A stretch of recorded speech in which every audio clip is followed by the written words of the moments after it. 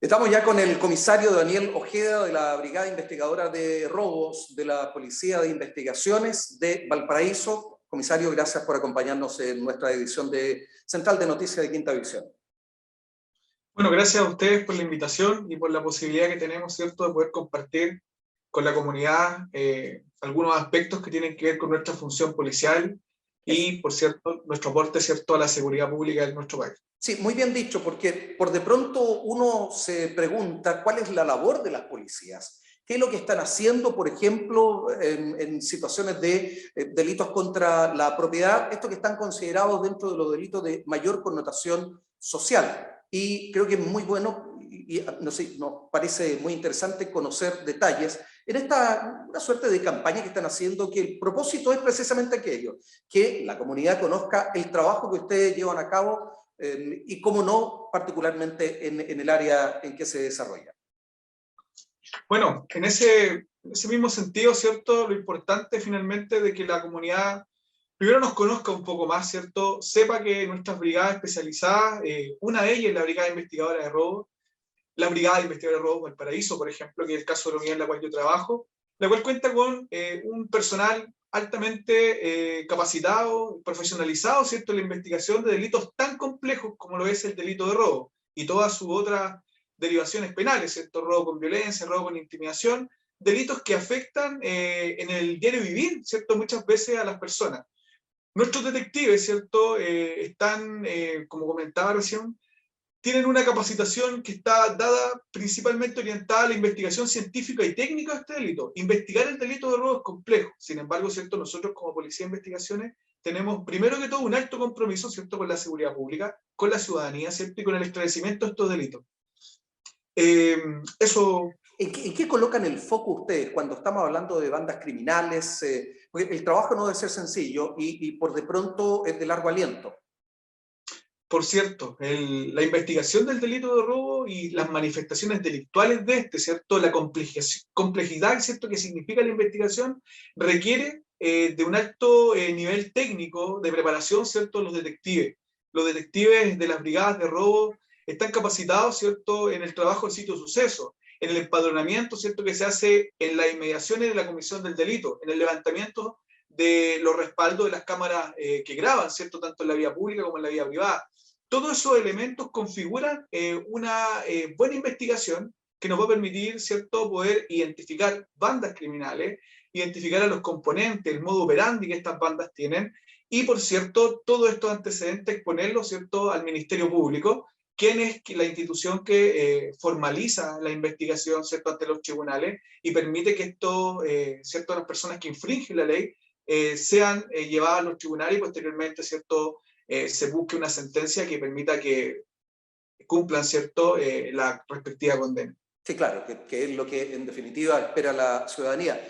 Nos hemos ido acostumbrando en el último tiempo, o de un tiempo a esta parte, comisario, a ciertos conceptos, delitos que ocurren a la salida del banco, los abordazos, motochorros, portonazos, y que también van cada vez ocurriendo, sucediendo con mayor frecuencia.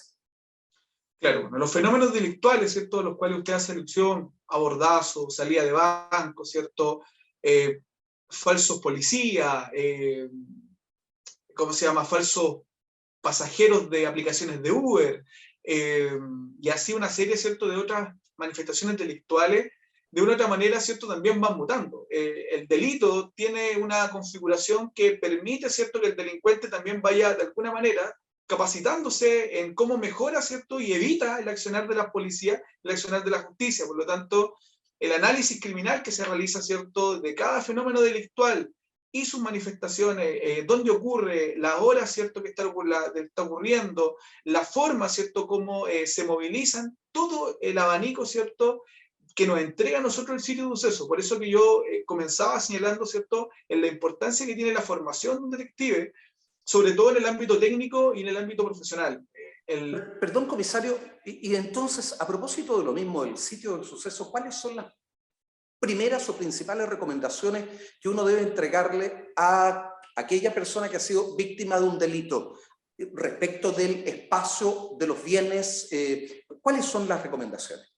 Bueno, lo primero, ¿cierto?, es el resguardo del sitio de usos. O sea, para nosotros es tremendamente importante el cómo, ¿cierto?, las personas que han sido víctimas de un delito, sobre todo, ¿cierto?, cuando estos son en lugares habitados o no habitados, ¿cierto?, o incluso muchas veces en algunos espacios de la vía pública puede ser, es que el resguardo del sitio de usos. ¿Qué significa eso? Significa en el fondo que en el minuto que se comete un delito, las personas tienen que evitar, ¿cierto?, el transitar por ese espacio. Las familias tienen que evitar, ¿cierto?, de mover los objetos. ¿Por qué? Porque eso es tremendamente importante. Evidencia. Evidencia que nosotros podemos levantar, ¿cierto?, que es de todo tipo.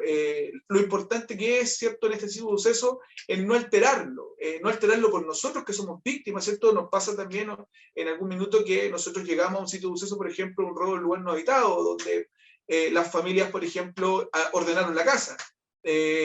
Entonces nos quitan a nosotros, nos restan la posibilidad de poder muchas veces aplicar, ¿cierto?, todos nuestros insumos que tiene el laboratorio de criminalística, por ejemplo.